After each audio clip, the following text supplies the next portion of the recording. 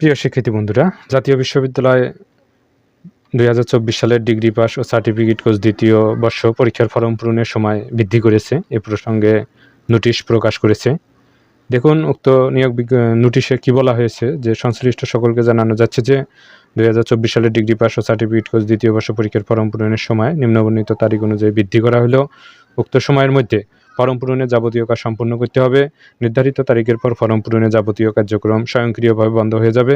বিধায় যথাসময়ে পরীক্ষার্থী ও কলেজকে ফরম পূরণ সম্পর্কিত সকল কাজ সম্পন্ন করতে হবে। এখানে দেখুন কি বলেছে যে ফরম পূরণ ও জমাদান, শিক্ষার্থীর ডাটা এন্ট্রি ও নিশ্চয়ন এবং সোনালী সেবার মাধ্যমে টাকা জমা দেওয়ার তারিখ। বিবরণ দেখুন, অনলাইনে আবেদন ফরম পূরণের তারিখ দেওয়া হয়েছে 17/1/2026 হতে 27/1/2026 পর্যন্ত চলবে। মানে এই সময়ের মধ্যে আপনারা যারা ফর্ম ফিল আপ করতে পারেননি তারা এই সময়ের মধ্যে আপনাদেরকে ফর্ম ফিল আপ করতে হবে। তারপর দেখুন, অনলাইনে ফর্ম পূরণের প্রিন্টকৃত আবেদন কলেজে জমা দেওয়ার শেষ তারিখ। এটা শিক্ষার্থীর করতে হবে, শিক্ষার্থীর কাজ এটা হচ্ছে 28/1/2026। তারপর দেখুন, শিক্ষার্থীর ডাটা নিশ্চয়ন করার তারিখ কলেজ কর্তৃক, এটা কলেজের কাজ। এটা হবে 29/1/2026 থেকে 31/1/2026। এই সময়ের মধ্যে কলেজ থেকে এটা ডাটা নিশ্চয়ন করতে হবে। তারপর কি বলা হয়েছে দেখুন, যে সোনালী সেবার মাধ্যমে টাকা জমা দেওয়ার তারিখ কলেজ কর্তৃক 1/2/2026 হতে 3/2/2026। এই সময়ের মধ্যে সোনালী সেবার মাধ্যমে টাকা জমা দিতে হবে।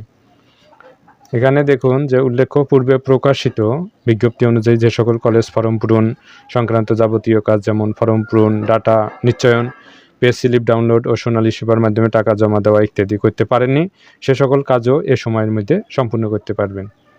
অনেক কলেজ আছে বা অনেক স্টুডেন্ট আছে যে সোনালী সেবার মাধ্যমে টাকা জমা দিতে পারে নাই, তারাও এই সময়ের সীমার মধ্যে আপনারা এটা করতে পারবেন। যারা আপনারা অনার্স এবং ডিগ্রিতে অধ্যয়নরত রয়েছেন, বিশেষ করে যারা এই যে ডিগ্রি সেকেন্ড ইয়ারে রয়েছেন, তাদেরকে এই সময়সীমার মধ্যে ফর্ম ফিল আপ করতে হবে। জাতীয় বিশ্ববিদ্যালয়ের নিত্য নতুন আপডেট ভিডিও পেতে আমাদের চ্যানেলকে সাবস্ক্রাইব করে পাশেই থাকবেন। ধন্যবাদ।